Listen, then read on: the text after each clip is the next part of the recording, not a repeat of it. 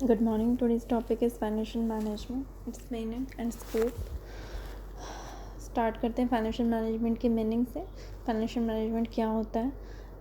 तो we can define financial management as the management of flow of funds. It deals with the financial decision makings.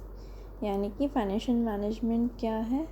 Flow of funds को manage करता है और deal करता है financial decision से जो भी किसी भी बिजनेस में लिए जाते हैं. ठीक है. It encompasses the procurement of funds in the most economic and prudent manner and employment of these funds in the most optimum way to maximize the return of the owner. ठीक है. ये क्या करता है भाई? फंड्स को procure करता है, इकट्ठा करता है लोएस्ट कॉस्ट पे और उनको किस में इन्वेस्ट करता है? ऐसे एसेट्स में जहाँ उसे मैक्सिमम प्रॉफिट अर्न हो और ताकि वो मैक्सिमम रिटर्न अपने ओनर्स को या इन्वेस्टर्स को दे सके. ठीक है. तो हम इससे ये कह सकते हैं कि भाई जितना लोएस्ट कॉस्ट पे हम किसी भी फंड को रेज़ करते हैं बिज़नेस के लिए और उसका प्रॉपर यूटिलाइजेशन करते हैं तो ये एक सक्सेस की है किसी भी बिजनेस ऑर्गेनाइजेशन की. Since the raising of funds and the best utilisation is the key to the success of any business organisation. The financial management as a functional area has got place of primary reference in every firm. इसी वजह से financial management को हर business firm में एक अलग जगह मिली हुई है क्योंकि ये हर एक्सपेक्ट्स में हर बिजनेस डिसीजंस में एक अपना इम्पॉर्टेंट रोल प्ले करता है. ठीक है. ऑल डिसीजन सारे जो भी बिजनेस डिसीजंस है उसका कुछ ना कुछ फाइनेंस इम्प्लीकेशन कुछ भी इफ़ेक्ट फाइनेंशियली इफ़ेक्ट पड़ता ही है बिजनेस में. हम अगर कोई भी डिसीजन लेते हैं तो इसीलिए हमें उसे मैनेज करने के लिए फाइनेंशियल मैनेजमेंट की ज़रूरत पड़ती ही पड़ती है. All business decisions have financial implications and therefore financial management is inevitably related to the almost every aspect of business operation. ठीक है. अगर हम विस्तार में बात करते हैं तो फाइनेंशियल मैनेजमेंट क्या इंक्लूड करता है? कोई भी डिसीजन जो कि कोई इन्वेस्टर्स या बिजनेसमैन लेता है अपने बिजनेस में जो कि इफ़ेक्ट करता है फाइनेंस को. ठीक है. The financial management includes any decision made by a business investor that affects his finance. ठीक है. अभी हम स्टार्टिंग में पढ़ेंगे भाई फाइनेंशियल मैनेजमेंट का कंसेप्ट्स क्या हैं, टूल्स क्या हैं, टेक्निक्स क्या हैं, प्रोसीजर्स क्या हैं. तो हम स्टार्ट करते हैं स्कोप्स ऑफ फाइनेंस से, फाइनेंस फंक्शन से. ठीक है. जैसे कि मैंने फाइनेंशियल मैनेजमेंट या फिर फाइनेंशियल मैनेजर की स्कोप्स पहले लिमिटेड हुआ करते थे. ठीक है. जब भी बिज़नेस में फ़ंड की ज़रूरत हुई तो फाइनेंशियल मैनेजर को बुलाया जाता था फंड रेज़ करने के लिए.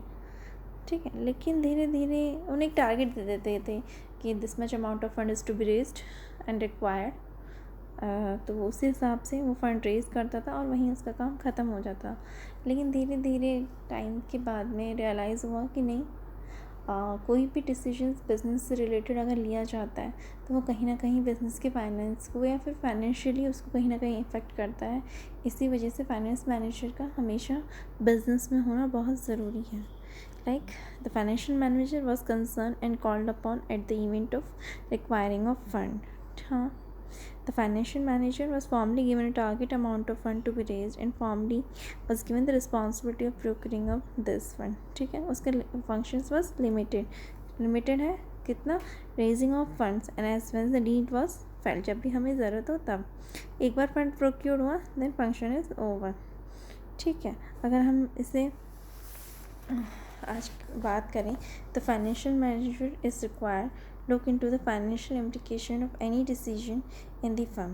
The financials of financial manager is to now the manage to the fund. ठीक है. अभी फाइनेंशियल मैनेजर का फंक्शन क्या है?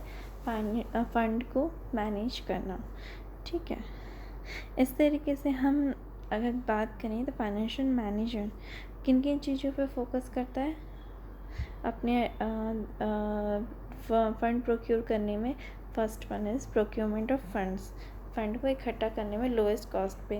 Procuring the required amount of funds as and when necessary at the lowest cost. ठीक है. सेकेंड है investing these funds in various assist in the most profitable way. इन फंड्स को जो हमने कलेक्ट किए हैं या फिर प्रोक्योर किए हैं, इन्हें वेरियस एसेट्स में इन्वेस्ट करना मोर प्रॉफिटेबल मैनर में, ताकि ज़्यादा से ज़्यादा प्रॉफिट अर्न हो सकें. Distributing returns to the shareholder in order to satisfy their expectations from the firm. ठीक है, अपने इन्वेस्टर्स को रिटर्न करने में, ताकि उनको हम सेटिस्फाई कर सकें, या उनकी जो भी एक्सपेक्टेशंस हैं फर्म से उन्हें फुलफ़िल कर सकें. ठीक है, जैसे कि हमने ये डिस्कस किया कि भाई फाइनेंशियल मैनेजर कहाँ कहाँ फोकस करता है. इस तरीके से अगर हम उसकी फंक्शंस को अगर समराइज करना चाहें तो हम कर सकते हैं कि that first one is overall financial planning and control. Yes, देखा जाए पूरे फाइनेंस को प्लानिंग करके चलता है, कंट्रोल करके चलता है. तो overall financial planning and control. Second, raising of funds from different sources. Different sources से रिक्वायर्ड अमाउंट ऑफ फंड को वो रेज करता है. Second, next is selection of fix assets. Fix assets का सिलेक्शन करता है जो कि ताकि वो कलेक्टेड फंड को इन्वेस्ट कर सके प्रॉफिटेबल मैनर में.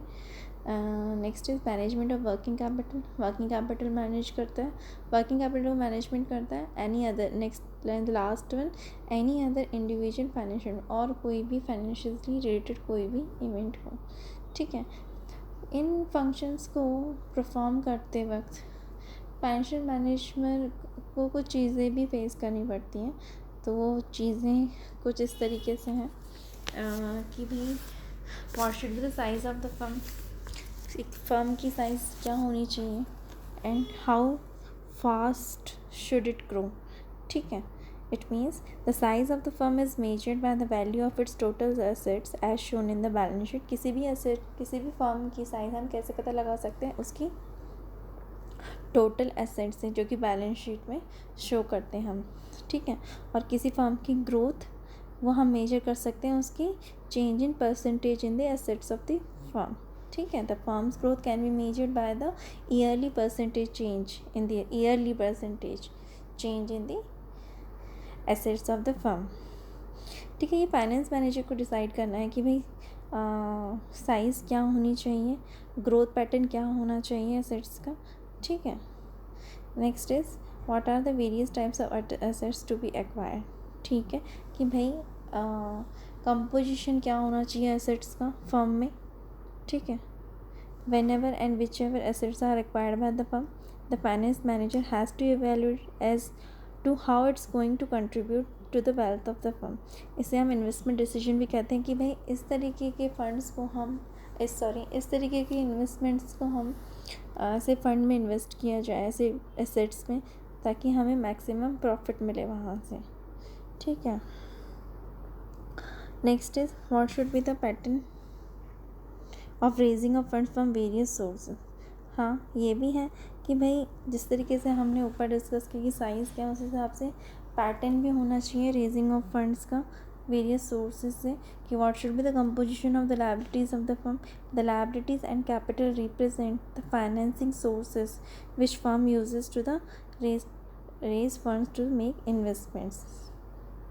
ठीक है, और कहने का मतलब जिस तरीके से हम फर्म की साइज़ टोटल एसेट्स से जानते हैं जो कि बैलेंस शीट, इसी तरह किसी फर्म के अगर लायबिलिटी हम देखते हैं तो उससे हमें पता चलता है कि बिज़नेस में कहाँ से फ़ंड रेज़ किए गए हैं. और हर कंपोजिशन का फंड्स का कहीं ना कहीं बिजनेस की फाइनेंशियल कंडीशन पे इफ़ेक्ट करता है, जिसे हम फाइनेंशियल डिसीजंस भी कहते हैं. Raising of funds from these sources in varying compositions has different implication. Deciding about the best mix of liabilities and capital is referred to the financing decision.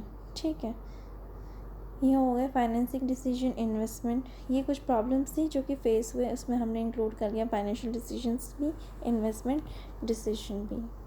ठीक है, कि 3 टाइप्स ऑफ डिसीजंस होते हैं, investment decision, financing decision.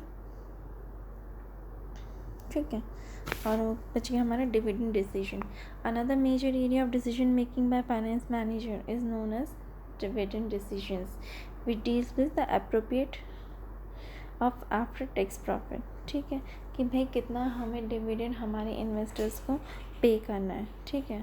All firms whether small और big have to decide how much the profit should be reinvested back in the business and how much should be taken out in the form of dividend, that is return on capital, ठीक है। कोई भी firm हो, छोटी हो या बड़ी हो, फाइनली उसे ये डिसाइड करना होता है कि कितना प्रॉफिट वो री इन्वेस्ट करिए अपने बिजनेस में और